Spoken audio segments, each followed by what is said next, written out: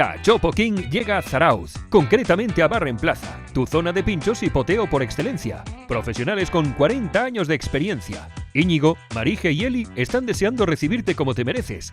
Estamos hablando de Salehi Taberna. Seguro que conoces su pincho de hojaldre con una suave bechamel de gambas, setas y puerro gratinado al horno. O el costillar de cerdo para compartir. La famosa hamburguesa Salehi. 200 gramos de vaca gallega con panceta ibérica de bellota, cebolla caramelizada y queso idiazábal. Ahora vas a poder disfrutar en exclusiva de auténticos cachopos asturianos, que llegan frescos a tu restaurante cada semana con un empanado crujiente que marca la diferencia.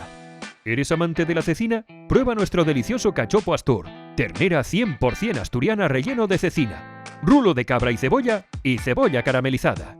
¿Os apetece compartir? Ahora puedes probar una cachopada de kilo con 3 diferentes carnes, ternera, cerdo adobado y pollo con diferentes rellenos. Todos ellos vienen acompañados de patatas fritas naturales y pimientos del Padrón.